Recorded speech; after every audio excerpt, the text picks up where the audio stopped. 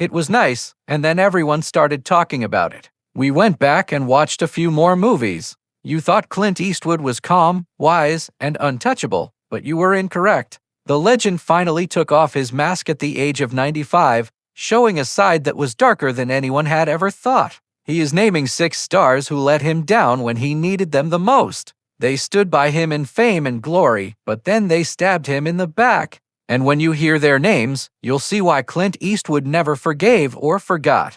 The golden boy is number 1, Leonardo DiCaprio. Clint Eastwood never let it go. What could make Clint Eastwood leave the set of his own movie? Leonardo DiCaprio is the answer. Everyone felt it was a dream team when J. Edgar started filming in 2010, the calmest director in Hollywood and the most impassioned performer. But many who were there say it became a quiet horror. DiCaprio came to work every day with folders full of notes, reams of historical study, and even marked up FBI memos. Crew members stated Clint lost his temper quickly. He walked in like a detective trying to figure me out. People say Clint joked once, but I wasn't there. There was annoyance behind the laughter, and it was becoming worse. Then came the scene where the person broke down emotionally. Leo did it perfectly in one take. Real, raw, and perfect. The room stopped moving. Perfect, Clint said softly. Stop. But Leo wanted more and more. Clint wasn't behind the camera anymore by the 6th.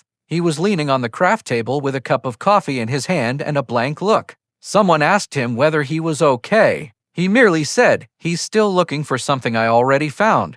There was only silence after the filming was over. The kind of silence Clint likes. After that, casting meetings went the same way. There was DiCaprio's name. Clint shook his head. He would respond, "Great actor, but not my kind." They've never seen each other again, shared a stage, or spoken since. Leo earned his Oscar years later, but he never heard from Eastwood again. To Clint, perfection isn't about doing something again and over. It's about doing it once and not wasting any more time. The second person is Michael Moore, the man who pushed Clint too far. Michael Moore might as well have fired the bullet on a friendship that never was when he equated Clint Eastwood's American Sniper to Nazi propaganda. Clint stood there, but he didn't yell. He just cut him off for good. This wasn't the first time they had a fight. It had been building since 2005, when Eastwood stood on stage at the National Board of Review Awards and muttered, "If Michael Moore ever shows up at my door with a camera, I'll kill him."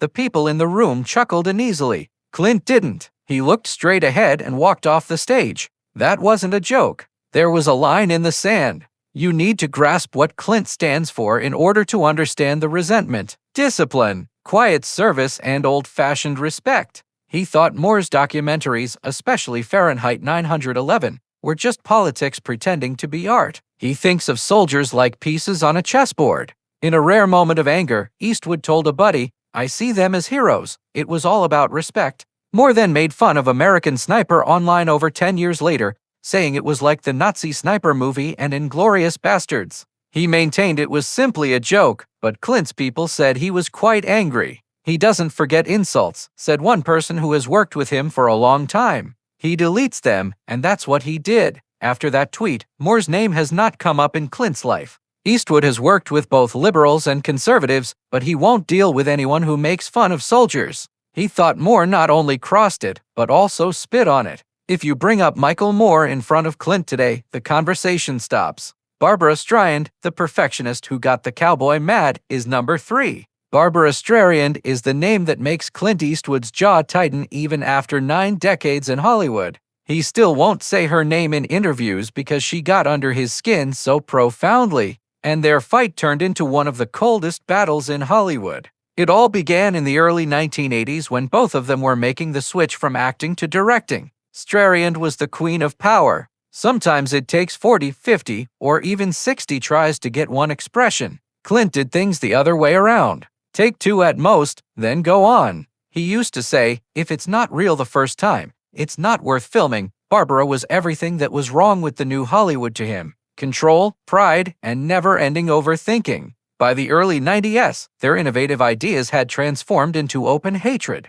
Eastwood was heard telling a friend that maybe Streisand would finish more than 3 movies in 15 years if she made decisions faster when The Prince of Tides didn't garner her a Best Director nomination in 1992. It spread through the business like a fire. Then came the bridges of Madison County, which broke up whatever little piece was left. Streisand was supposed to direct it, but after years of not being sure, she backed out. Eastwood came in, revised the script, and made a quiet, powerful work of art. It got Meyer Street an Oscar nomination and Clint his revenge without his having to utter a thing. They haven't talked to each other at all since then. She stood for everything Clint hated about creating movies: doubt, control, and the end of instinct. You only pull the trigger once in his code, not 50 times. Number 4 is Tommy Lee Jones, the alpha Clint couldn't control. Tommy Lee Jones came to the set of In the Line of Fire on the first day. In 1993, Clint Eastwood is said to have leaned over to a crew member and said, "Two bulls in one pen. This won't last long."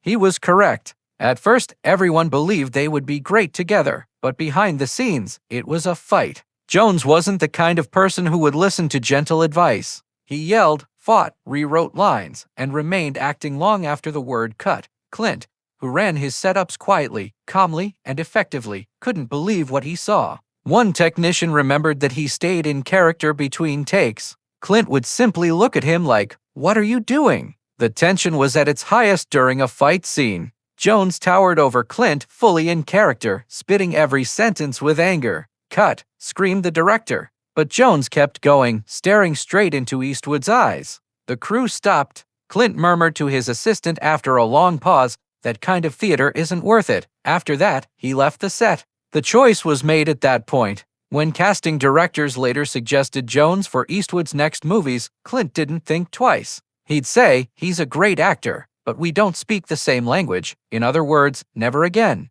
They've never gotten back together, never been on a panel together, and never even talked about each other in interviews. Eastwood thinks there should only be one alpha, and he's the one who says cut. Number 5 is Richard Burton, the alcoholic who tested Clint's patience to the limit. Clint Eastwood doesn't get mad very often, but Richard Burton almost made him do it. There was no ego or fame on the set of Where Eagles Dare in 1968. It was about having a good work ethic. Burton was late, slurred his words, and occasionally smelled like he had been out the night before. Clint was all dressed and ready when the sun came up. He just stood there and watched him mess up take after take. One crew member said that Clint's face looked like it was losing respect like water. Burton was going through a rough patch in his marriage to Elizabeth Taylor, and every night seemed to finish with him at a pub. The staff paid for it every morning. Clint didn't shout or give a speech. He waited, cold, quiet, and getting more and more disgusted.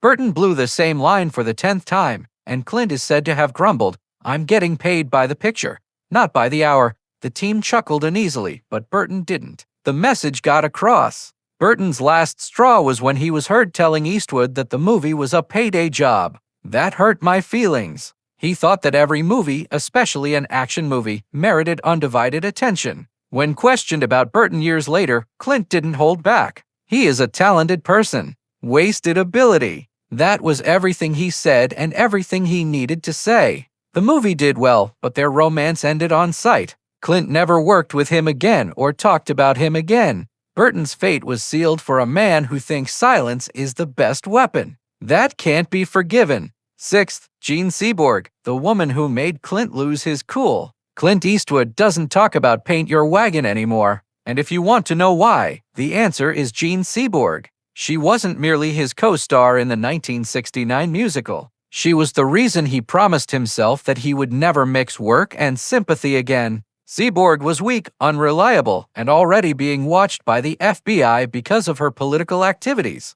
Her feelings were all over the place on stage. One day, she'd make the team smile. The next thing she did was lock herself in her trailer for hours. Clint was different, focused, on time, and not a fan of drama. He'd had enough by the 3rd week. She would pause in the middle of a scenario to wonder why she was doing it. A script supervisor remembered. Clint would just look at the floor and wait for her to finish. You could see that he was dying inside. The true damage happened later when Paint Your Wagon failed. Seaborg told the press that Clint's wooden acting made the movie worse. He thought that was the worst type of betrayal, openly disparaging a co-worker after he'd worked hard for months to keep the production together. She was done after that. He never said her nah, me again. He would change the subject, light a cigar, and leave whenever anyone brought her up.